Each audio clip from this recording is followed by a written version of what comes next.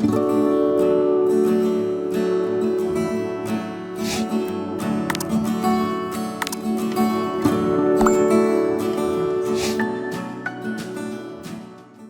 pessoal, meu nome é Alaia, sejam muito bem-vindos aqui no canal para mais um vídeo. Eu decidi fazer esse vídeo depois que eu publiquei os últimos 2 vídeos aqui do canal, que são vídeos curtinhos de menos de 2 minutos. Eu fiz um resuminho sobre os cátaros, né? Essa ideia surgiu, né, porque eu gravei aquele vídeo sobre heresia, respondendo alguns questionamentos que eu andei recebendo, e os cátaros são chamados de hereges, né? Então, eu me deparei com uma das pessoas que veio me acusar de heresia. No canal dessa pessoa tinha um comentário sobre como o santo Simon de Montfort tinha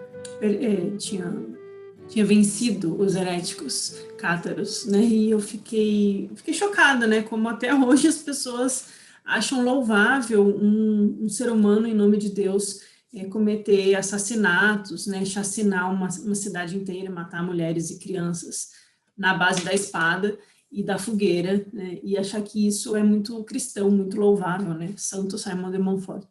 Então eu acabei fazendo esse vídeo sobre os cátaros. Eu estava aqui em casa ouvindo música e eu achei um CD antigo de músicas de trovadores. Eu deixei lá no vídeo o grupo que eu peguei o CD. E eles têm músicas muito bonitas, e tem uma música que, na verdade, é uma fala, como se fosse um trovador que sobreviveu à chacina, falando sobre o que aconteceu na primeira cruzada albigense, né, que foi o ataque à cidade de Béziers, no sul da França. E os cátaros, eles são considerados gnósticos medievais, né, gnósticos tardios. Então, nada mais natural do que eu trazer aqui um vídeo sobre os cátaros. Assim, ó, eu fiz uma pesquisa um pouco mais detalhada, né? Mas eu sugiro que vocês assistam antes desses 2 vídeos curtinhos para sentir o tom da coisa, né? Eu coloquei algumas imagens e contei o que aconteceu nessa primeira investida das cruzadas albigenses, né, contra os cátaros. Eu conto um pouco sobre quem é Simon de Montfort. E é inspirador, de certa forma, e ensina muito para a gente sobre a natureza da perseguição religiosa e sobre quem são os gnósticos. Então, hoje eu fiz um material um pouco mais aprofundado, com alguns trechos de pesquisas que eu fiz sobre os cátaros, e eu gostaria que vocês conhecessem mais sobre eles, né? Essa é a minha intenção. Então, vamos falar um pouco sobre esses gnósticos medievais tão inspiradores e que foram tão injustiçados no seu tempo. Eu vou compartilhar com vocês algumas imagens que eu fiz. Então, no vídeo anterior, né, eu falei sobre a Cruzada Albigense e como ocorreu o massacre.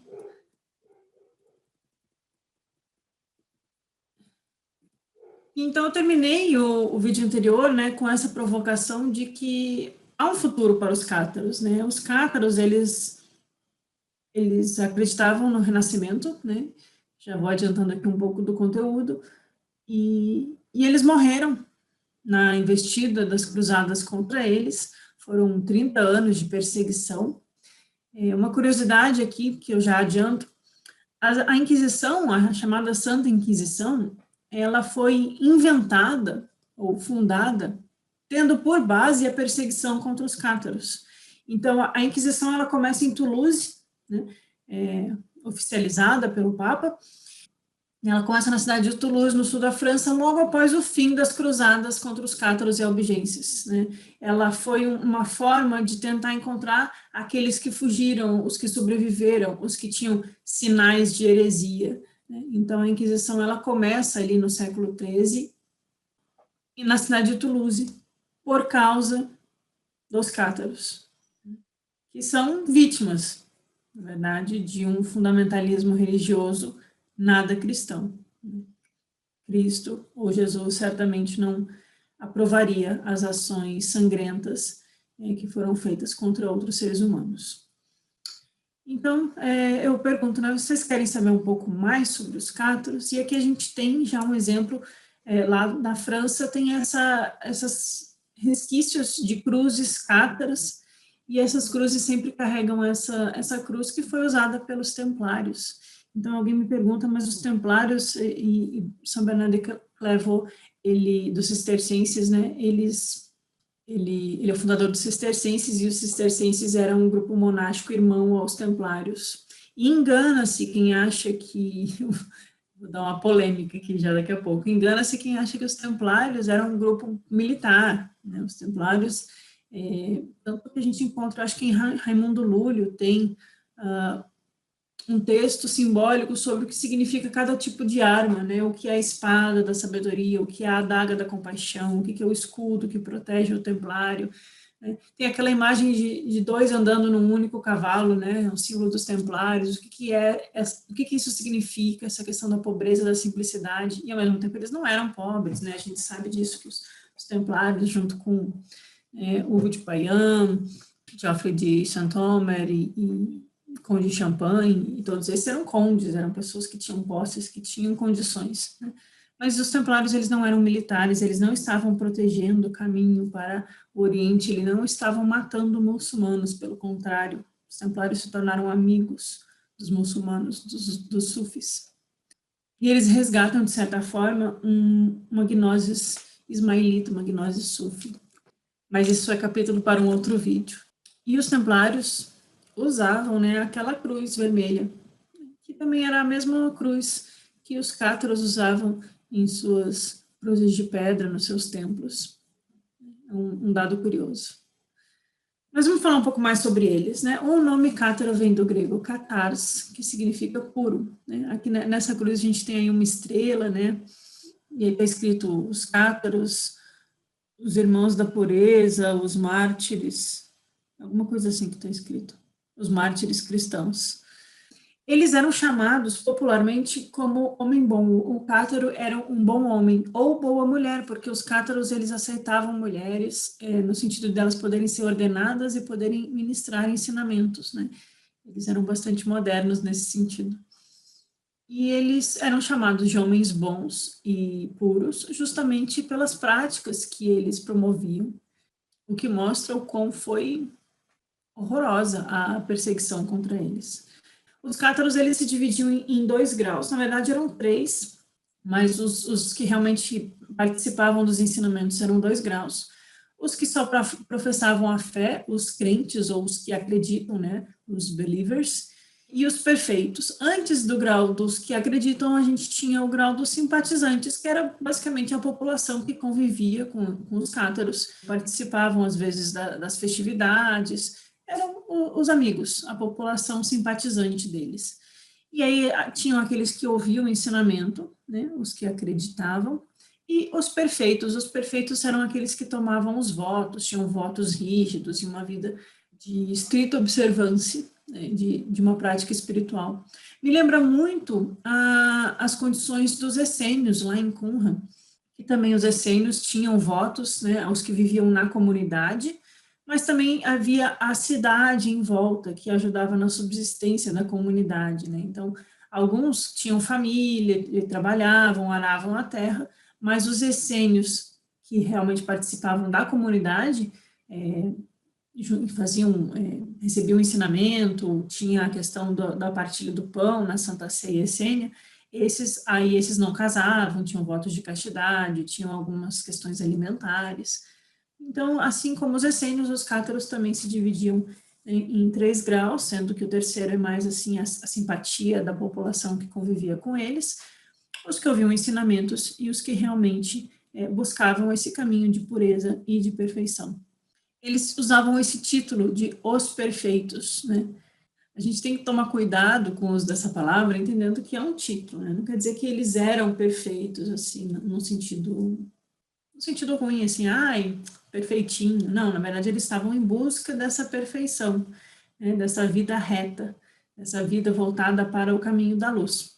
E aí eu trouxe algumas passagens do Novo Testamento, mostrando que, na verdade, perfeitos era um termo usado dentro do cristianismo, um termo usado por Jesus para designar o grau do que os gnósticos chamam de pneumáticos. Os pneumáticos são os perfeitos, aqueles que têm cuja alma já não é dominada pelas paixões animais, cuja psique não é mais conduzida pelas paixões humanas, e que a alma se volta para a comunhão, a união com o espírito, com o pneuma.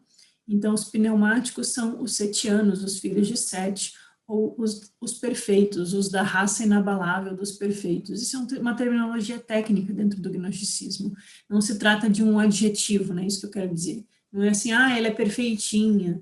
Não é um adjetivo. Perfeito aqui é um substantivo, é um nome de um título, né? Então, aqui no Evangelho de Mateus, sede vós, pois, perfeitos, como é perfeito o Pai que está no céu. Sede perfeitos, como o Pai é perfeito, né? Busquem essa perfeição. Em Lucas 6,40, o discípulo não é superior a seu mestre, mas todo o que for perfeito será como o mestre. Olha só, nessas duas passagens, por uma interpretação gnóstica, fica bem claro que o mestre está exortando o discípulo a se tornar como ele, né? Sede perfeito como o Pai é perfeito, né? O discípulo que se torna perfeito se será como o seu mestre. Então, ele está exortando os discípulos a se colocarem nessa via de ascensão espiritual, ou elevação espiritual, ou união com o espírito, né? A terminologia aqui complicada, mas mostrando essa possibilidade de que é possível tornar-se como um Cristo, né? O Cristo eu sempre cito essa passagem, né? Cristo em vós, Cristo dentro de vós é a esperança da glória. E Jesus está exortando os discípulos a se tornarem perfeitos como o Pai é perfeito, exortando que o discípulo se torne como o Mestre, que ele atinja esse grau de perfeito. Na carta aos Hebreus, é uma carta paulina, mas cuja autoria é um pouco contestada, o mantimento sólido é para os perfeitos, os quais, em razão do costume, têm os sentidos exercitados para discernir o bem e o mal. É bem cátara esse trecho, ó, porque os cátaros, eles são acusados de heresia, de serem dualistas, né, como os gnósticos, porque eles discerniam o bem e o mal no mundo. Né?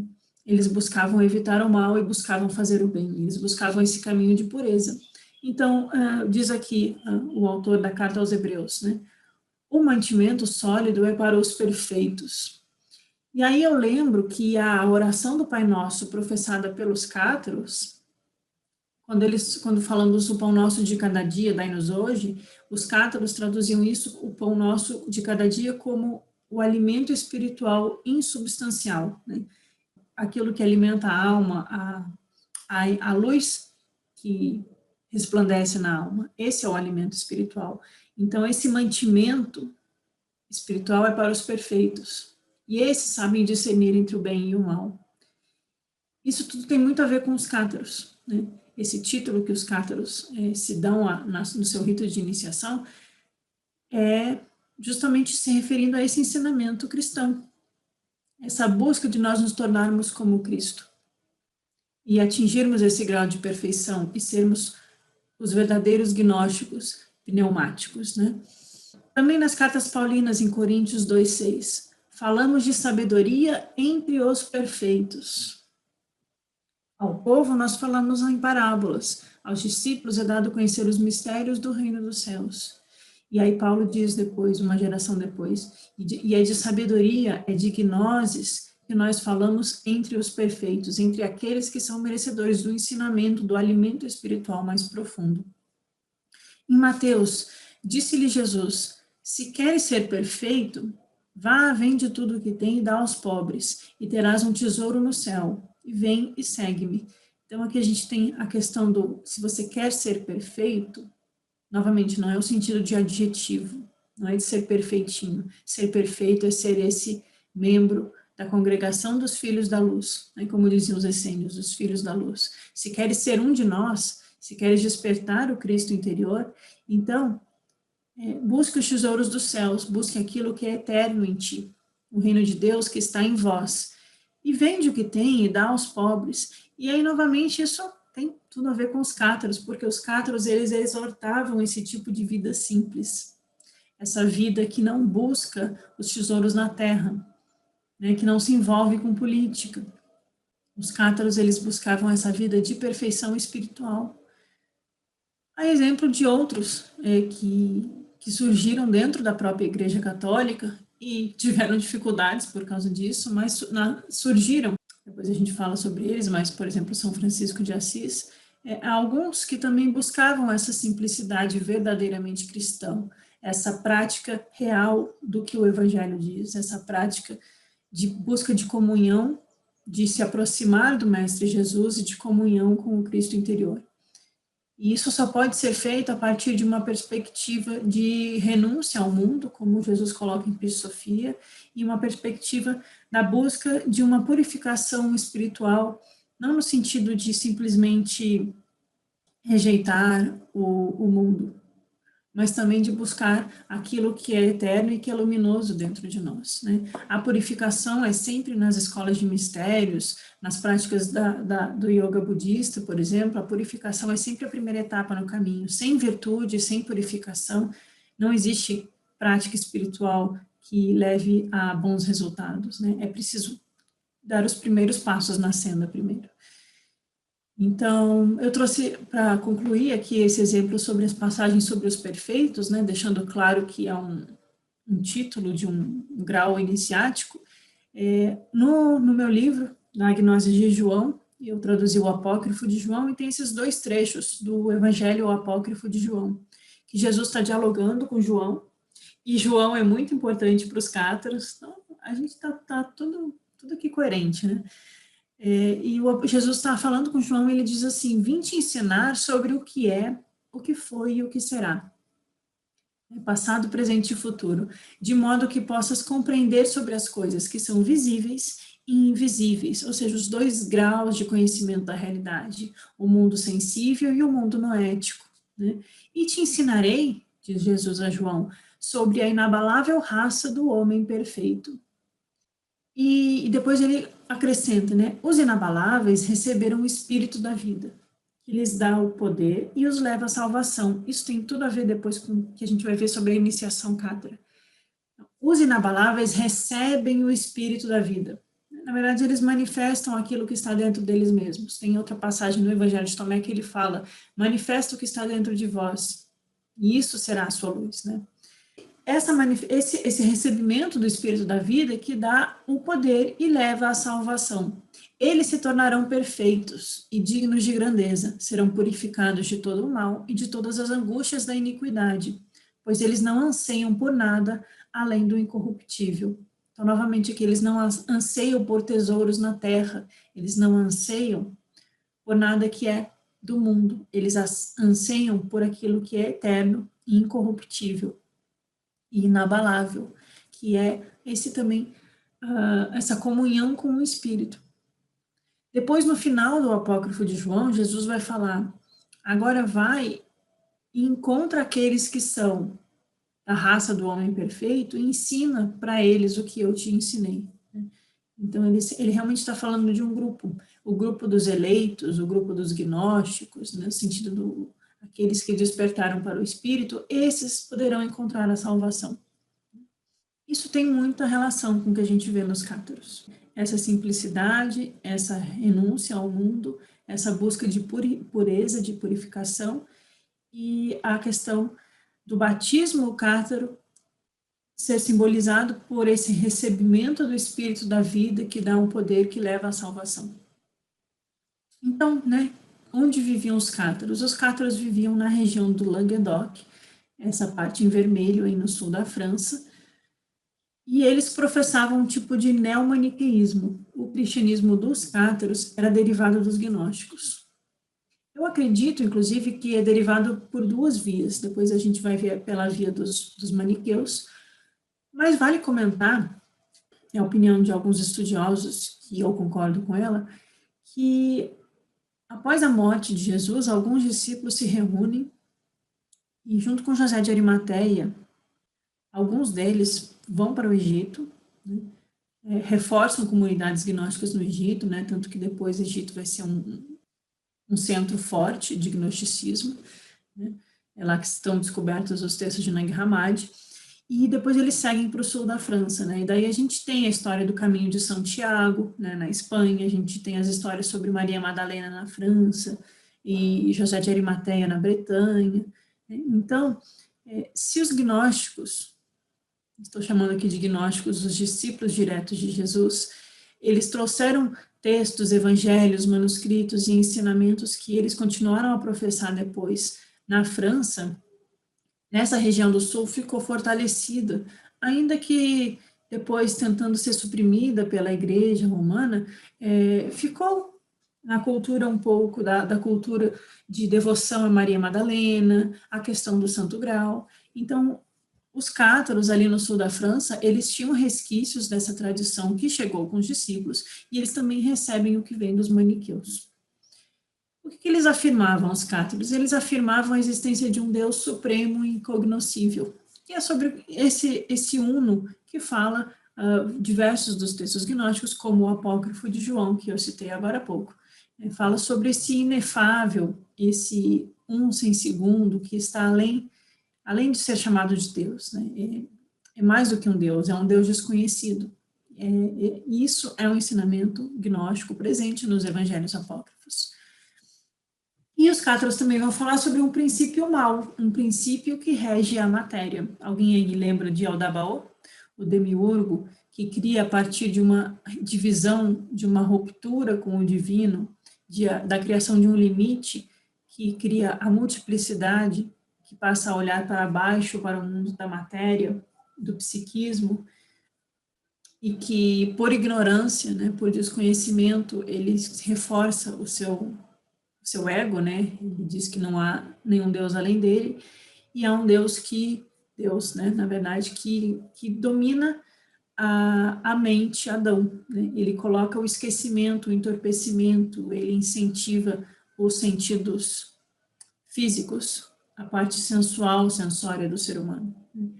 Toda a história da criação gnóstica é baseada nisso. Então, Yaldabaoth, o demiurgo gnóstico, é o criador. Ele se identifica com o Javé do Velho Testamento, aquele Deus que é ciumento, que é vingativo, né, que quer ser cultuado, que é diferente do uno, do supremo, do Deus incognoscível, do inefável, do Deus desconhecido e uno, presente em toda a criação. Por que eu falo presente em toda a criação? Porque quando a gente fala de demiurgo, é importante perceber que nos gnósticos nós temos dois demiurgos, na verdade. Né? O demiurgo platônico, por exemplo, é um demiurgo bom. O demiurgo platônico, ele se assemelha muito mais ao logos gnósticos, que é o próprio Cristo, né? Que ele cria o pleroma divino, ele cria os éons, ele dá surgimento à mente divina, as luzes, as 4 luzes, os 12 éons, a própria Sofia. Então, esse Logos Criador é aquela luz que vem ao mundo e que, inclusive, tenta corrigir o obscurecimento gerado pela ignorância do demiurgo, que é meramente mais um criador do sentido egóico, da ignorância que divide, do véu que cobre a realidade e de do aspecto sensorial que faz a alma esquecer a sua origem. Então, nós temos aqui dois demiurgos, na verdade. Mas eles não estão em pé de igualdade. O Logos, ele é superior. O Cristo, ele é capaz de despertar a mente de Adão e fazer Adão se libertar da ignorância de Aldabaoth. Os cátaros falavam, então, de dois princípios, um bom e um mau, e eles rejeitavam a matéria. Nesse sentido, eles eram bastante gnósticos e, por isso, também eles foram acusados de heresia. E, só fazendo um adendo, vale lembrar que eu sou da opinião de que o que Jesus ensinou, o que ele ensinou se aproxima muito mais do que está ensinado nos apócrifos atribuídos a esses grupos gnósticos, do que o que a igreja determinou no Concílio de Nicéia, depois com a patrística e os dogmas e toda aquela crença congelada que é baseada na encarnação do Verbo e na salvação pelo sofrimento expiatório de Jesus, né? Os gnósticos, eles vão pela via do despertar da visão de sabedoria, de um conhecimento que desperta a alma do esquecimento e que faz a alma encontrar um caminho de retorno ao pleroma divino. Então, sim, os cátaros, eles são heréticos nesse sentido.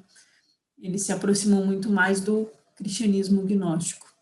Eles também ensinavam que era preciso renunciar ao mundo e que somente os perfeitos, esses que recebem o batismo e se tornam cátaros perfeitos, esses são capazes de retornar ao reino dos céus. Não porque eles nasceram assim, mas porque eles galgaram um caminho e eles, a partir da prática de suas ações na vida, de uma vida virtuosa, em busca da pureza, eles conseguem atingir esses graus do Espírito, eles conseguem retornar ao reino do Pai. Os cátaros, então, eles são derivados dos paulicianos. Os paulicianos eram um grupo ligado a Paulo de Samosata, e eles floresceram na Armênia. A Armênia fica ali perto da Turquia, né, no século VII, ano 600 e pouco. Então, nós temos os maniqueus por volta de 300, 400, na mesma região ali, né? A Armênia, para quem não está lembrando, aqui no meu canal a gente tem a playlist de estudos do Evangelho de Tomé, onde eu apresento um pouco sobre o Tomé, a descoberta do Evangelho de Tomé, quem foi Tomé, e a relação de Tomé com a região de Edessa, na Síria, ali na fronteira com Síria, Turquia e Armênia, né? Essa é a região que floresceu o gnosticismo ligado a Bardesanes e a Tomé.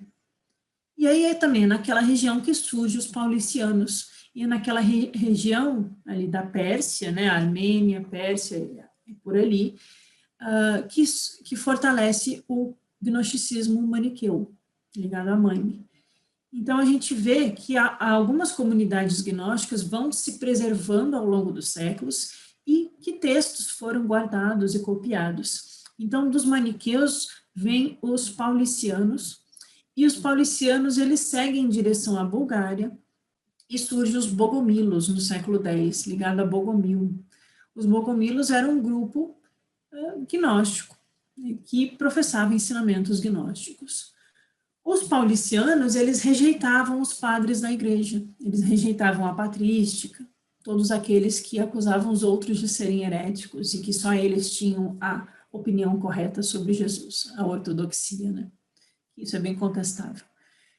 E os bogomilos, eles traduziam textos maniqueus e gnósticos. Então, o catarismo francês e italiano, o italiano aqui passando pelos valdenses, eles se inspiram nos bogomilos, nos paulicianos e, consequentemente, nos maniqueus. Então, é isso que eu estava comentando. Os cátaros, eles têm um resquício desse cristianismo gnóstico que chega na França a partir dos primeiros discípulos de Jesus, mas eles também recebem dessa corrente gnóstica, dessa linhagem de maniqueus, paulicianos, bogomilos e valdenses, eles recebem um ensinamento cristão, gnóstico, maniqueu, e esse é o tipo de cristianismo que eles praticam. Aqui a gente tem um mapa assim, um pouco mais detalhado, que aqui já inclui, né, os maniqueus, os paulicianos aqui na Armênia, ó, né, os maniqueus pegando a Síria e a Pérsia, a Armênia. Os arianos estão aqui Ariano aqui não tem nada a ver com os árias que povoaram a Índia, lá nos Vedas, tá?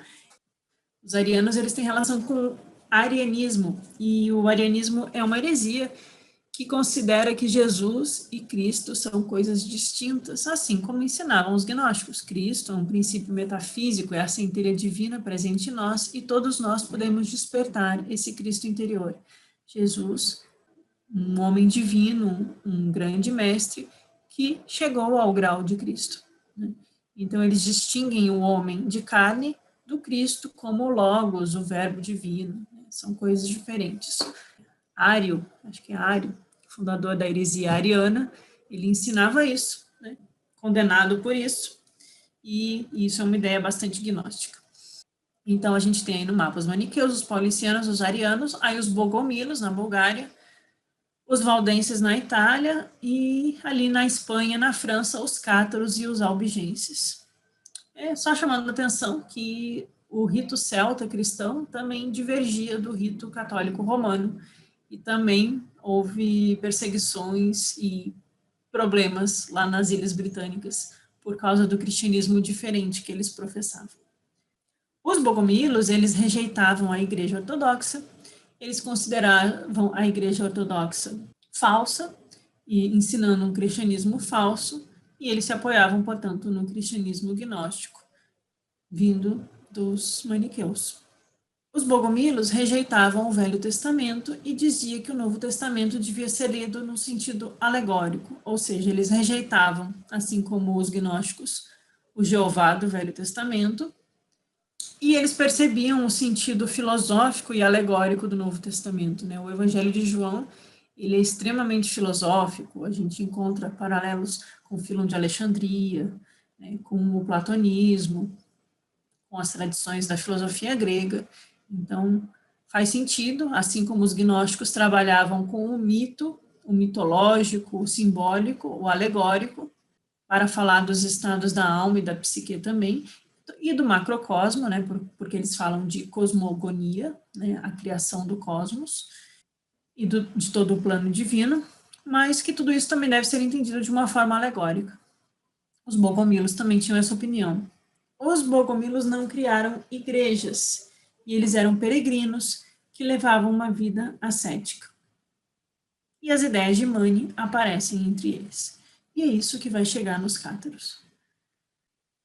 Então, se vocês quiserem saber realmente o que o maniqueísmo professava e conhecer mais sobre o Mani, esse profeta da luz, eu sugiro esse vídeo no meu canal, que é um vídeo que foi feito pelo Bruno Carlucci, meu amigo, e eu participei do vídeo. E para a gente perceber, aprender um pouco mais sobre o maniqueísmo e perceber que é muito pobre só ficar dizendo, os maniqueus acreditavam no dualismo, luz e trevas, dois. Aí o pessoal vai lá para o zoroastrismo, né, Arimã, Ahura Mazda, um deus bom, um deus mau, mas há muito mais no maniqueísmo do que simplesmente falar de luz e trevas, né? Lembrando que os essênios também falavam dos filhos da luz e dos filhos das trevas, então não é uma ideia nova, nem inventada pelos maniqueus. Ela, de fato, aparece entre os essênios e aparece nos textos gnósticos. Mas aí vocês podem, eu vou deixar aqui na descrição abaixo aqui do vídeo, ou talvez aqui no card aqui em cima, vou deixar um link para esse vídeo, quem quiser assistir lá. É uma boa explicação sobre Mani, o profeta da luz. Então vamos entender mais o que os maniqueus ensinavam, porque isso vai ser fundamental para a gente entender o que os cátaros professavam e por que eles foram tão perseguidos. Então, eu trouxe aqui alguns fragmentos de textos maniqueus. Esses fragmentos são encontrados nesse livro, editado pelo Willis Barnston e pelo Marvin Meyer, que são dois acadêmicos do gnosticismo bastante sérios, né? Tem até um comentário elogioso aqui da Elaine Pagels, aquela historiadora que escreveu os Evangelhos Gnósticos. E esse livro, né, o título dele é provocador, né, a Bíblia Gnóstica, é um livro bem grande, que tem uma seção só para os salmos e fragmentos de hinos cátaros atribuídos a Mani e aos maniqueus. Então, eu peguei alguns desses fragmentos, só para passar uma ideia para vocês, o que tem além de dizer, ele é maniqueísta, ele divide o mundo em bem e mal, porque eu vejo que muitos tratam esse termo maniqueísta numa versão meio Disney da coisa, né? Tem a bruxa boa e a bruxa má, e isso é maniqueísmo, né? É um pouco mais que isso, né? Os maniqueus. Então, alguns fragmentos, vou ler com vocês. De tempos em tempos, a sabedoria envia os mensageiros de Deus. De tempos em tempos, surge um mensageiro da luz. Em idades após idades, esses mensageiros têm sido enviados pelo eterno Rei da Luz. Não consigo falar isso. Então, eles dão exemplos, né? Sete, Zoroastro, Buda, Cristo, né? Mani, ele é extremamente eclético e ousado, em perceber, né, que não é só uma única fé que é professada, né? Que de tempos em tempos, Zoroastro, Buda, Cristo e outros surgem como mensageiros de Deus, mensageiros da luz. As primitivas religiões foram verdadeiras enquanto puros líderes estavam nelas. Quando algum mensageiro da luz aparece no mundo, é para ensinar as hostes de seres vivos a libertarem-se dos seus sofrimentos. Esse é o objetivo dos mensageiros da luz, que aparecem de tempos em tempos. Então, os cátaros provavelmente acreditavam que no seu tempo haviam também mensageiros da luz. Deve ser frugal em sua dieta. Os maniqueus, eles tinham essa ênfase no vegetarianismo. Não deve comer peixe, nem o que é poluído com carne e sangue. Aos domingos devem fazer jejum. O primeiro dever do ouvinte, então aqui novamente graus, aqueles que ouvem e creem e aqueles que tomam os votos, né? Então, os pitagóricos e os essênios também tinham esses graus, né? Os ouvintes. O primeiro dever de um ouvinte é jejuar, orar e ter compaixão. Jesus proclamou um código de ética, é um modo de vida, é uma ascese espiritual. Isso é do fragmento maniqueu, né? Há duas fontes, aqui é o fragmento clássico, né? Há duas fontes do que vem à existência, Deus e a matéria, luz e escuridão, bem e mal. A luz é a árvore que dá bons frutos, a matéria é uma árvore que dá maus frutos. Cristo vem ao mundo e separa a luz das trevas. Isso é um ensinamento gnóstico. Se vocês acompanharam aqui os estudos que eu dei sobre a cosmologia gnóstica, né, como os gnósticos entendem a questão do Éden, Adão e Eva, Cristo, o que é tudo isso, a matéria, né, e a matéria cega e a árvore do bem e do mal e a árvore do conhecimento, da gnosis, é justamente esse o ensinamento. A matéria, enquanto uma força cega, ligada ao mundo da multiplicidade, ela é uma árvore que dá maus frutos, porque ela sozinha, ela é dominada pela força dos arcontes que incitam os vícios em nós.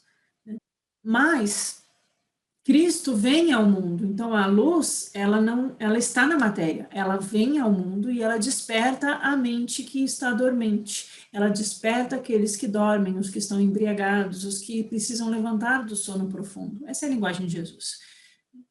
Cristo vem ao mundo e separa a luz das trevas.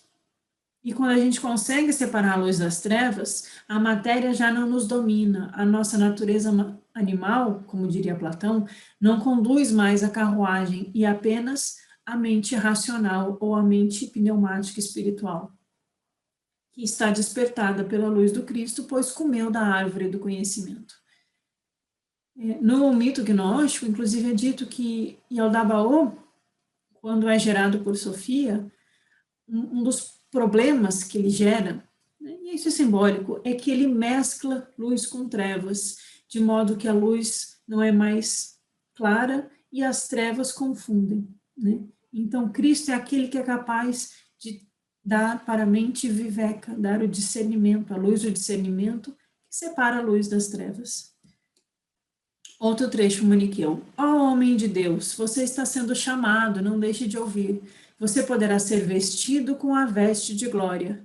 Como é grande a alegria que está preparada para os perfeitos. Aqui, novamente, o termo os perfeitos como um título atribuído a um grupo, e aqui está num trecho de um fragmento maniqueu. Então, também, novamente, não é à toa que os cátaros usam essa terminologia. Também chama atenção aqui a veste de glória. Existe um texto que é da escola do gnosticismo siríaco de Bardesanes, que é o hino da veste de glória, o hino da pérola, onde há essa visão de uma veste que é recebida pelo príncipe que retorna à casa de seu pai. Essa veste de luz também aparece em Jesus, quando ele está ensinando aos discípulos em Pischa Sofia. Outro fragmento maniqueu. Meus irmãos, não cessem de fazer o bem noite e dia, porque o que o homem planta é o mesmo que ele vai colher. Que você possa ser verdadeiro e puro de coração, para que a mente da verdade possa manifestar-se para você. Novamente, a gente vê a ênfase em praticar o bem, em ser verdadeiro. Né? Realmente se preocupar com o que nós plantamos nesse mundo, né? Ser puro de coração. E a mente da verdade é um termo técnico dos gnósticos, mente aqui é nous. Mente é a mente crística, né? O logos que recebe a mente de sua mãe, diz o apócrifo de João. E essa mente é aquilo que é capaz de criar os éons divinos, né? Então, aqui, tem relação com o que a gente encontra também no corpus hermético, como o nous, né, o mundo noético, e a mente da verdade, né, a verdade que liberta. Que isso possa se manifestar em você e te libertar desses grilhões da matéria cega e do sofrimento, da ignorância. Jesus é o rei de perfeita sabedoria, bem-aventurado é aquele que foi iniciado nessa gnose divina. E um último trecho maniqueu, meu Senhor apontou os degraus da perfeição, os caminhos da retidão. O homem deve tornar-se casto e puro, deve assumir a graça, a sabedoria e a fé, e deve dar a sabedoria para todos os homens. E eu vejo que é isso que os cátaros, pelos poucos fragmentos que a gente tem sobre eles, parece que é isso que eles faziam. Eles enfatizavam a questão da castidade para aqueles que tomavam os votos de serem perfeitos, eles enfatizavam a pureza, a busca da sabedoria, a fé, e eles estavam sempre dispostos a ensinar todos os homens. E justamente por essa falta de medo deles, essa generosidade em espalhar o ensinamento que eles se tornaram tão conhecidos e aí foram perseguidos. Então, aqui são imagens de cruzes bogomilas encontradas na Bulgária, né, semelhante às cruzes cátaras. E a gente sabe que os bogomilos, eles tinham literatura apócrifa. Quando eu falo sobre as descobertas de Nag Hammadi no Egito, né, que vieram 52 textos apócrifos gnósticos, a gente sabe também que, além desses textos, existiam fragmentos que circulavam pela Europa, fragmentos principalmente em grego. Então, é muito provável, né, é o que os estudiosos pensam, que os bogomilos carregavam consigo alguns desses fragmentos de literatura apócrifa. Eles faziam uso do Atos de João, eles tinham um texto chamado Questões de João, o Evangelho de Nicodemos e o Evangelho de Tomé. O Evangelho de Tomé, que tem uma playlist aqui no meu canal, dedicada a estudar sentença por sentença do Evangelho de Tomé, vou deixar aqui no link. E o Evangelho de Tomé, que, como sabemos, é ligado à Gnosis da Síria, que é ali perto da Armênia, que é ali onde estavam os paulicianos, de onde vieram os bogomilos. Então, provavelmente esses fragmentos desses evangelhos circulavam entre eles. A título de interesse, nesse livro, que eu escrevi em conjunto com o Alberto Brum, pela editora Garbalux, nós traduzimos justamente 2 textos do Atos de João, né, o Hino de Jesus e a Cruz de Luz, que fala sobre uma crucificação simbólica do Cristo espiritual, e não sobre uma paixão do homem Jesus que foi torturado. Então, os bogomilos usavam esse Atos de João, e vocês encontram em português, no livro Agnoses de João, tradução de umas partes desses Atos de João. E do Evangelho Apócrifo de João, né? Então, tem tudo a ver com eles. Aqui é uma imagem ilustrando o consolamento, que é esse batismo de iniciação no grau dos perfeitos, né? Lembram que tinham os simpatizantes, os ouvintes, que eram os que acreditam, os crentes, e os perfeitos, que é para quem realmente valia as tais rígidas regras dos cátaros, né? Assim como os essênios tinham regras bastante rígidas, mas ser um essênio é ser da comunidade, não é só morar ali em Qumran, né? Ser um cátaro perfeito é receber essa iniciação no consolamento. Então, é dito que durante a cerimônia do consolamento, o evangelho de João, né, João importa muito para os cátaros, o evangelho de João era colocado sobre a cabeça, e aí eles tinham essa versão do Pai Nosso que eu comentei, que era repetido, só que no Pai Nosso cátaro, o Pão Nosso de cada dia é traduzido pela ideia de um alimento espiritual, que todos os dias deve alimentar a alma, para que ela nunca esqueça os caminhos da luz. Eles se referiam a um sustento espiritual suprassubstancial. E é dito, pelos fragmentos que temos, que o Evangelho de João era um favorito dos cátaros. E aí eu fico pensando se era só o Evangelho de João, que também do Novo Testamento é um que eu gosto muito, mas se também não tinha os Atos de João e o Evangelho Apócrifo de João ali em trechos circulando entre eles. Fico com essa curiosidade. E aí, tragicamente, o Papa Inocêncio, que não era nada inocente, inicia uma cruzada contra os cátaros. Por quê?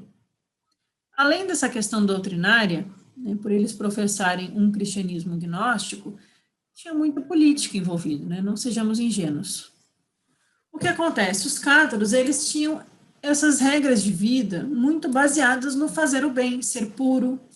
Eles levavam, de fato, uma vida muito piedosa, uma vida muito ascética, e isso naturalmente contrastava com a opulência da igreja, que se ligava aos condes, aos duques, aos reis. As comunidades cátaras não tinham grandes catedrais, não tinham riqueza material, eram construções simples, eram cruzes de pedra, e os cátaros começaram a cair no gosto da população.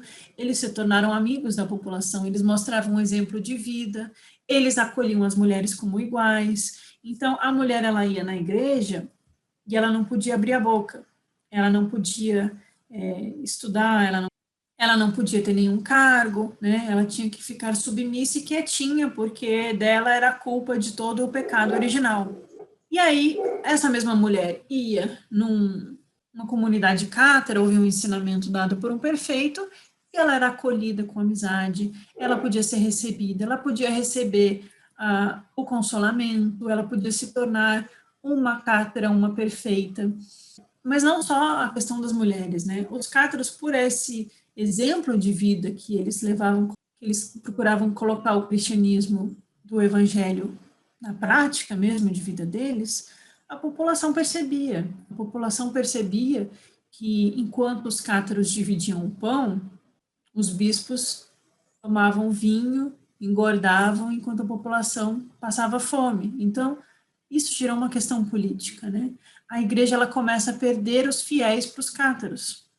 Os cátaros começam a influenciar as pessoas, a população. Os lordes e os donos de terra da região lá do Languedoc foram parando de fazer doações para a igreja, foram parando de dar o dízimo, foram parando de frequentar a missa, porque eles começaram a frequentar as comunidades cátaras. Então, tudo isso fez a igreja perder fiéis, perder poder, perder dízimos, perder influência política na região.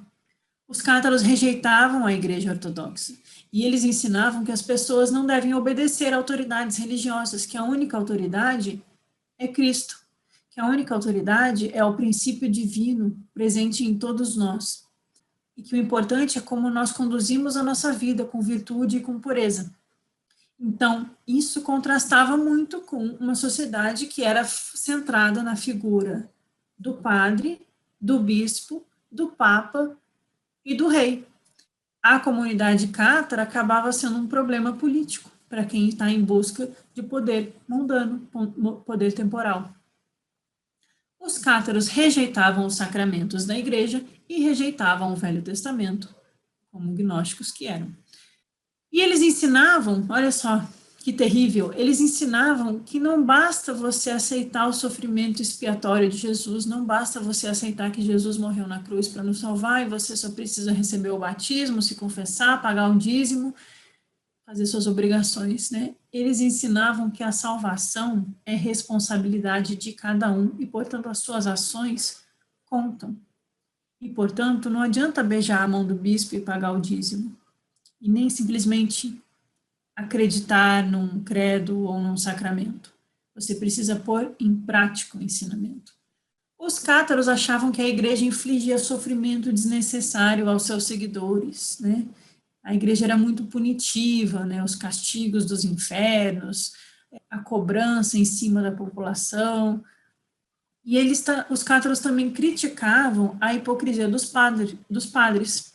Por quê? Viam os padres bebendo muito vinho e se cercando secretamente de mulheres, né? A gente tem até a imagem nos filmes, né? Aquele padre barrigudo, tomando vinho, indo nos prostíbulos, às vezes escondido, né? A gente sabe que esses problemas aconteciam. E os cátaros denunciavam isso abertamente, chamavam os padres de hipócritas, né? Porque os cátaros, eles se abstinham do uso de bebidas alcoólicas, eles não tomavam vinho, e os perfeitos tinham votos de castidade, assim como os essênios também não se casavam, né? E eles entendiam que o casamento espiritual, a união espiritual, é a união da alma com o espírito, a união de Sofia com o Cristo interior. E que, portanto, o verdadeiro casamento, ele é espiritual e não carnal.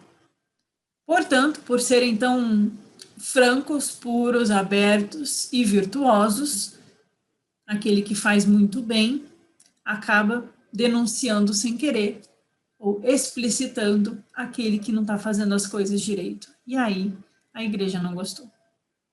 Então os cátaros criticavam abertamente a corrupção na igreja e eles afirmavam que a igreja servia ao dinheiro e não ao Cristo. Então eles realmente, sem querer, só pela pureza de suas vidas e pelo seu exemplo de vida, eles chamaram a atenção para si mesmos. Por serem verdadeiros em suas palavras e não fazerem jogos políticos, eles acabaram sendo perseguidos, porque eles despertaram a fúria da igreja contra eles. E vale lembrar que essa questão da castidade, né, era só para aqueles que tomavam os votos e recebiam a iniciação dos perfeitos. Os perfeitos faziam de sua vida um exemplo, mas aqueles que eram os que acreditam, né, ou os que simplesmente ouvem o ensinamento cátaro e seguem, mas sem tomar os votos, esses podiam casar, constituir família. Então, aqui a gente tem talvez vocês não consigam ler, está escrito na legenda desse desenho, a perseguição dos albigenses, né? Então, tem homens entrando nas casas das pessoas, uma pessoa aqui sendo erguida por uma corda, né? E uma imagem de Maria Madalena, que os cátaros, eles tinham muito respeito por Maria Madalena, e tinha até um dia festivo dedicado a ela. Então, eles começaram a ser perseguidos. Mas como que foi essa perseguição? O Papa, inocente, nada inocente, e alguns nobres gananciosos, eles se unem. Porque lembram, deixa eu voltar aqui, que os cátaros, eles estavam em toda essa região do Languedoc, né? Então, eles acabaram dominando, de certa forma, alguns condados. Então, era uma terra grande, e a França não era unificada nessa época. E aí, o Papa, junto com alguns nobres, eles, gananciosos, eles se unem para tomar essa região dos cátaros, né? E aí, o que o Papa faz? O Papa promete perdão aos pecados de quem matar os cátaros. Então, ele falou, pode matar, passa a espada, mata todo mundo. Prometo que vocês serão perdoados, não vai ser pecado, matar cátaro não é pecado. Não matarás não vale para os cátaros, né? Esse mandamento não vale para os cátaros. Foi um extermínio de um grupo mesmo. Nesse mapa, a parte em verde aqui, se vocês verem na legenda, está escrito Antigos Domínios de Trecavel, feudos de Simon de Montfort. Então, Simon de Montfort foi o líder dos cruzados que chacinou os cátaros. Então, ele recebeu da igreja, foi a seguinte questão, né? Foi prometido para ele que você vai lá, pega aquelas terras tudo para você, elimina esses cátaros que estão nos incomodando, e aí você pode ficar com as terras. Então, aqui em verde, a gente tem as terras de Simon de Montfort, que é o assassino oficial dos cátaros, Béziers, Carcassonne e Albi, né? A cruzada contra os albigenses. Então, foi uma questão de ganância material, foi uma questão da igreja perdendo fiéis e dízimos, e alguns lordes perdendo influência sobre terras, querendo anexar umas terras extras, né, fazer uma grilagem ali. Então, eles decidiram se juntar para matar esses cátaros que estavam incomodando com o seu incentivo à vida ética pura e virtuosa, contrastando aqui com as nossas falcatruas e as nossas ganâncias, e aí eles usam a heresia como justificativa para essa matança, para essa chacina. No final, eles acabaram ficando com as terras, né? E aí, lembrando que em Mateus 6,4, Jesus ensina que ninguém pode servir a dois senhores, ou odeia um e ama o outro, ou se dedicará a um e desprezará o outro. Não pode servir a Deus e a riqueza material ao mesmo tempo. Não acumuleis tesouros na terra, onde as traças destroem e os ladrões roubam. E João, que os cátaros gostavam tanto, dizendo, meu reino, Jesus dizendo, né, meu reino não é deste mundo. Então, aqui a gente teve uma questão política de apropriação de terras e de extermínio de um grupo de pessoas que, pela pureza de suas práticas, contrastava com a corrupção da igreja. Por isso que os cátaros foram chacinados. Não é porque eles eram comedores de criancinhas ou heréticos, que perigo. Ele é herético, ele pratica a pureza, ele pratica a virtude, ele ensina as pessoas a praticarem o bem. Complicado, né, ser cristão. Para os cátaros, Jesus era um homem divino. Eles diziam que Cristo nunca sofreu e sua morte é uma ilusão.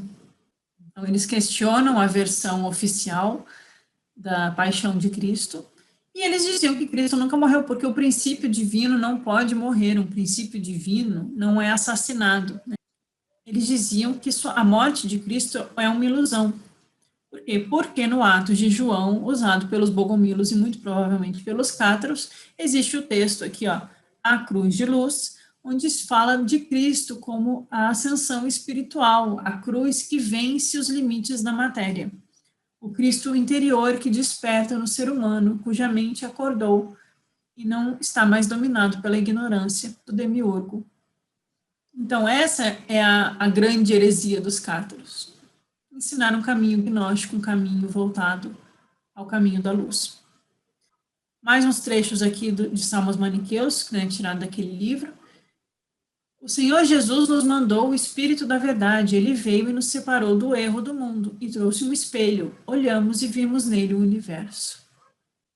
Outro salmo maniqueu. Esse é o memorável Rei da Glória. Essa é a pureza do apóstolo da luz. Quem é o apóstolo da luz? Jesus. A pureza do Cristo Salvador. A pureza do Espírito Paráclito. Os maniqueus falavam muito no Paráclito da verdade. A pureza do amor, da perfeição, da paciência, da sabedoria, né? Sofia. Essa é a honra do Espírito Paráclito, do jejum, da oração e da caridade. O mandamento de não mentir, não matar, não comer carne, de nos fazer puros, da pobreza abençoada, da humildade e da gentileza. Glória à alma da abençoada Maria. Isso é um salmo maniqueu, gente. Os cátaros, sabidamente, veneravam Sofia, a Virgem de Luz, e eram muito devotos, tanto de Maria Madalena quanto de Maria, mãe de Jesus. A gente vê essa conexão com o aspecto feminino da divindade, com a Virgem de Luz, com a Sofia, como a sabedoria divina, e também Maria e Maria Madalena, muito presente na comunidade cátara e muito presente nos gnósticos e nos maniqueus. Então, quais eram os hábitos dos cátaros? Os hábitos dos cátaros eram os hábitos dos bogomilos. Eles não bebiam vinho, não comiam carne. 1200, gente, o ano é século 13, 1200. Eles tinham votos de não mentir, então por isso foi muito fácil para a Inquisição pegar eles. Porque, assim, talvez os simpatizantes dos cátaros, ou os crentes, né, os que acreditam, o grau mais externo, como eles não tinham esses votos do consolamento, talvez alguns desses tenham conseguido se salvar. Então, e também por isso nós temos alguns relatos que chegaram até hoje, né? Mas os que faziam votos, os perfeitos, eles tinham votos muito sérios. E para eles, aquilo era o valor da alma deles. Então, o instinto de sobrevivência nem sempre era maior do que o compromisso com a verdade, o compromisso com o próprio espírito. Então, eles faziam votos de não mentir. Então, quando chegava o inquisidor, o cátaro não tinha muito o que fazer. Ele era inocente.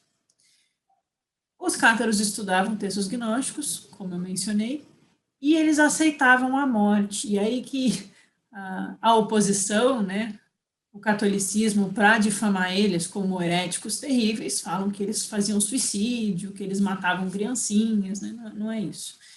Os cátaros tinham uma prática de aceitar a morte, assim como a gente vê no budismo tibetano, por exemplo, quando um lama, um geshe, um monge, ele sente que está perto do seu momento da morte, ele se recolhe em meditação para ter uma morte pacífica. Os cátaros, não é que eles se matavam, são duas questões aqui.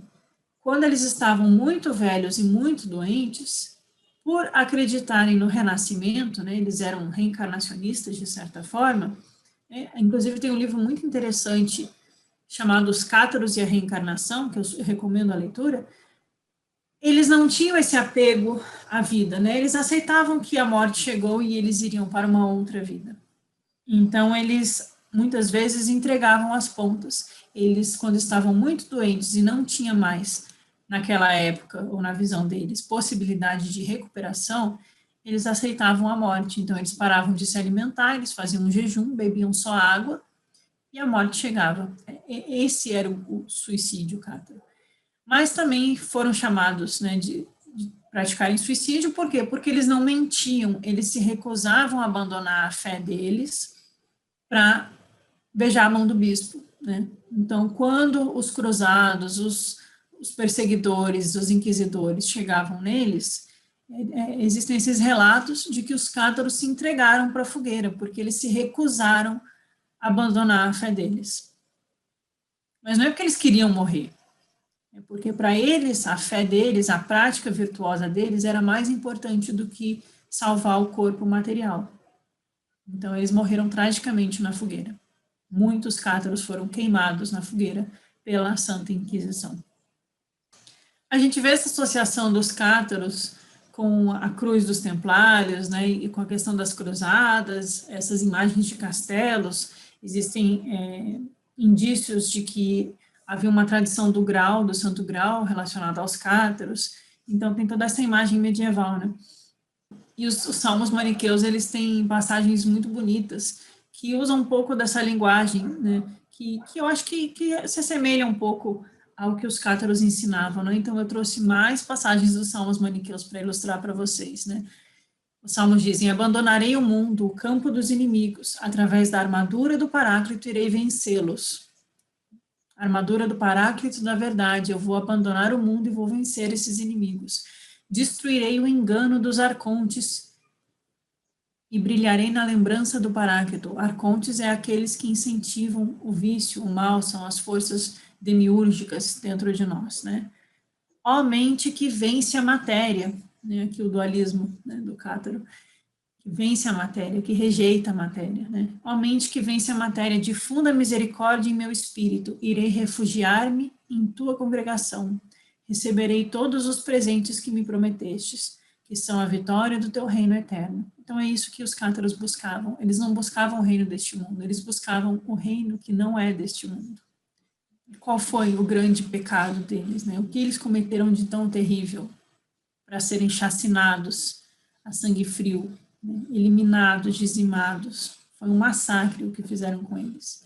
Qual foi o grande erro deles? Professar uma fé sincera, ter uma vida virtuosa, ser um exemplo vivo, evidenciando aqueles que não eram exemplo.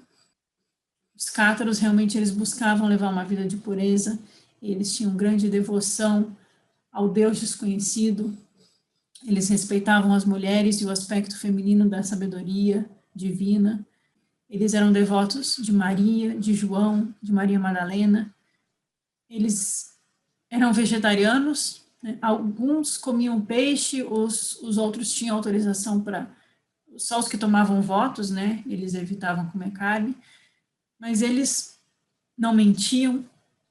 É dito que para o inquisidor saber se alguém era cátaro era só pedir para a pessoa matar uma galinha, se ele se recusasse a matar era um cátaro. Então esse foi o grande pecado do cátaro, né? É ser virtuoso, é ser verdadeiro, é ser puro e professar uma fé diferente da fé vigente da época. E a Santa Igreja, ignorando os mandamentos de Deus, de não matar, ignorando o ensinamento de Jesus de não buscar as riquezas do mundo, ignorando o amor ao próximo, resolve que é muito virtuoso passar a espada em mulheres, crianças, jovens, velhos e chacinar uma população inteira só porque eles professavam uma fé diferente. Para mim, os cátaros são um resquício de um verdadeiro cristianismo gnóstico. E eu honro muito a existência que eles tiveram nesse mundo. Espero que vocês tenham gostado do vídeo e tenha esclarecido um pouco sobre quem eram os cátaros. As histórias que surgem depois entre os templários do Santo Grau, Chrétien de Troyes, Wolfram von Eschenbach, as histórias da busca do grau, são muito influenciadas também pelas histórias ligadas aos cátaros, pelo ensinamento dos cátaros. Os cátaros foram acusados de serem amigos dos muçulmanos. Os templários em Toledo traduziam textos da gnose sufi, eram amigos dos muçulmanos. Os templários, eles não participaram das cruzadas contra os cátaros. Os cátaros, eles encontraram refúgio entre os templários. Eles se esconderam nas casas templárias. Para mim, os cátaros, eles servem de exemplo de alguém que realmente pôs o evangelho na vida prática, que realmente praticou o cristianismo de Jesus, que é também o cristianismo gnóstico. À semelhança dos cátaros, nós temos os franciscanos, os originais ligados a São Francisco, né? As carmelitas descalças, todos aqueles que fazem o voto de procurar os ensinamentos do Cristo e de ter uma vida simples, pura e desapegada da opulência desse mundo.